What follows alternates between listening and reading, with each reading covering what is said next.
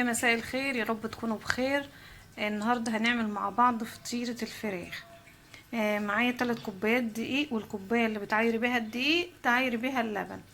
3 كوبايات دقيق، سواء كوبايه صغيره كوبايه كبيره، الدقيق اللي تعايري بيه الدقيق تعايري بيه اللبن. معايا 3 كوبايات، انا عملتهم يعني كوبايات وسط. ومعلقه بيكنج باودر ورشه ملح، هقلبهم في الدقيق. ومعايا كوبايه لبن اللي عيرت بيها الدقيق، كوبايه وسط اهي. حطيت فيها معلقه خميره ونص معلقه سكر ودوبتهم، والخميره طلعت على الوش بقت كويسه، يعني ما خدتش 5 دقايق فارت اهي.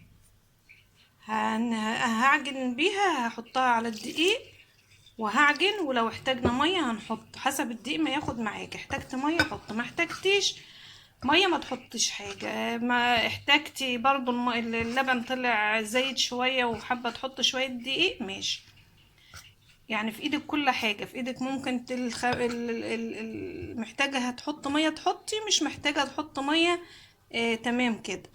هلم العجينه وعجنها كويس وارجع لكم. العجينه يا حبايبي بعد ما لميتها خدت معايا معلقتين ميه ومعلقتين زيت. لميتها بمعلقتين زيت، يعني معايا العجينه 3 كوبايات وسط دقيق، معلقه بيكنج باودر، رشه ملح، معلقتين زيت، كوبايه لبن، معلقه خميره، نص معلقه سكر، معلقتين زيت. تمام كده. هنغطي العجينه ترتاح وتخمر على ما نعمل على ما نشوح صدور الفراخ مع بعض. وعندي طاسه على النار اهي، فيها معلقه سمنه ومعلقه زيت. هنزل بصدور الفراخ عليها وهشوحها.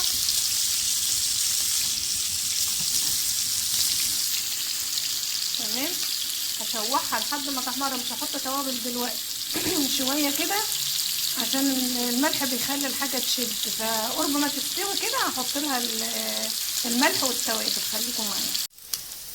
وهنا الفراخ دخلت في السوا اهي، هحط لها ثوم باودر وبصل باودر وملح وفلفل، وكل واحد يحط على حسب الكميه، يتبل الحاجه على حسب الكميه اللي هو كميه الفراخ اللي حاططها. وهحط كمان معلقه من الباربيكيو المدخن، هتديله ريحه طعم التدخينه كده. وهقلبهم وانزلهم، ومكانهم كده هشوح عليهم.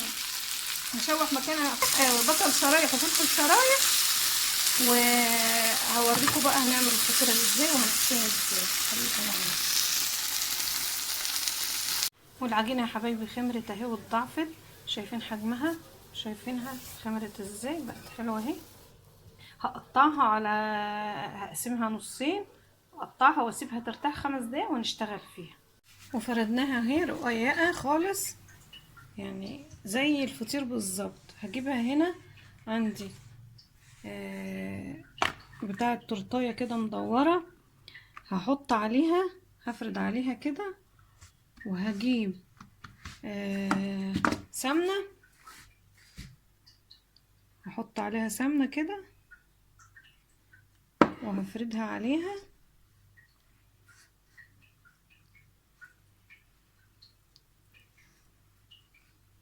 زبده سايحه، دي زبده. الزبده الصفرا دي بتبقى زبده بقري، دي زبده جاموسي، الزبده البيضه دي. انا يا دوبك طريتها كده على النار.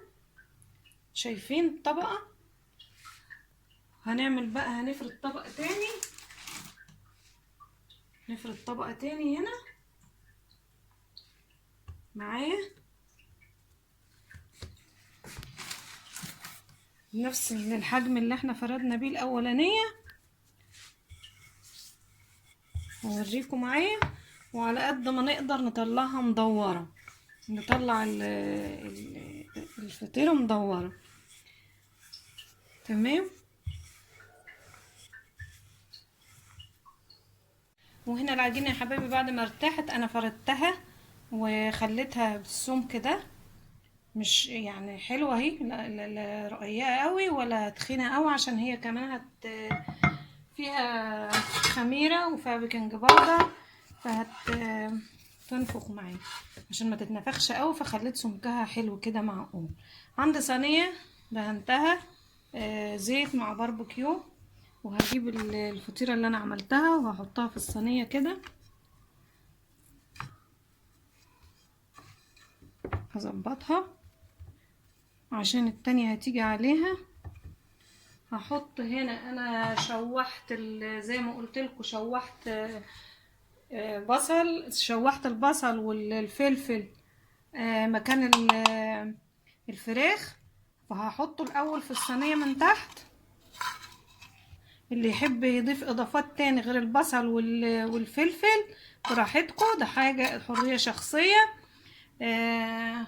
لو حابين الطماطم تضيفوا طماطم برضو تشوحوها، هتاخد ريحه حلوه وطعم حلو، وفي نفس الوقت مش هتنزل الميه بتاعتها على الفطيره وتخليها معجنه. فده التشويح بيخليها حلوه من كل ناحيه، من انها تبقى حلوه طعم وكمان ما تنزلش ميه على الفطيره وتخليها تعجن. انا مش هحط يعني مش هفردها خالص، هخلي جزء كده عشان اعرف اقفل بيه الفطيره. وهجيب كمان الفراخ اللي انا شوحتها احطها عليها كده.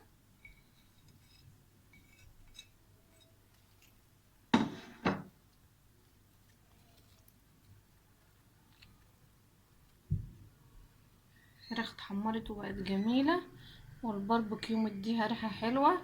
او ممكن تحطوا صويا صوص اللي موجود، او دبس رمان، اي صوص بيدي طعم حلو للفراخ وللحمه. تمام.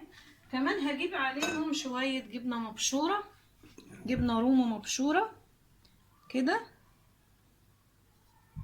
عشان تسيح جوه الفراخ وتديني طعم حلو. تمام. عايزين تحطوا جبنه موتزاريلا براحتكم اللي متاح. انا عندي دلوقتي الجبنه الرومي. تمام.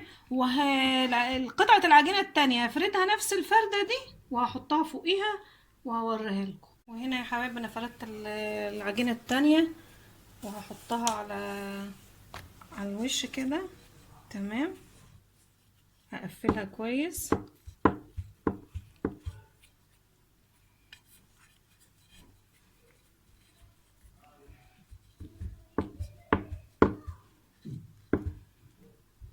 وهجيب اللي تحت فوق كده هفضل الف فيها لحد ما الفها كلها.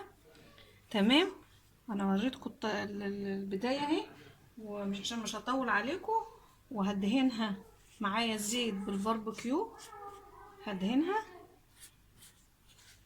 وبعدين هرش عليها حبه البركه وعليها وزعتر.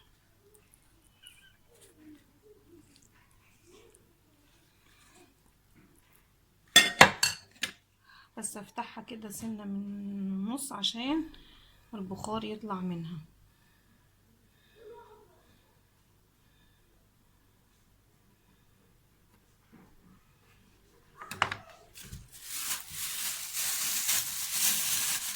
رشة حبة البركة، ورشة الزعتر بيدي طعم حلو للحاجة. زعتر بالسمسم. تمام. واوريها لكم بقى لما تستوي. ودي الفطيرة بعد ما طلعت من الفرن، شايفين شكلها حلو ازاي؟ تحفة. وهنا قطعتها اهي، شايفين شكلها حلو ازاي؟ تحفة في منتهى الجمال، جميلة جدا ومستوية وحلوة. شايفين الجبنة سايحة جواها، جبنة سايحة اهي، ولو معاها جبنة موتزاريلا كمان هتبقى سايحة وحلوة ومستوية جميلة. وهتعجبكم ان شاء الله، وتعجب الاطفال لانها حلوة جدا وطعمها تحفة. يا ريت ما تنسوش تعملوا لنا مشاركة في القناة ولايك على الفيديو عشان يوصل لكم كل جديد من اكلنا، سهل وبسيط وعلى قد الايد.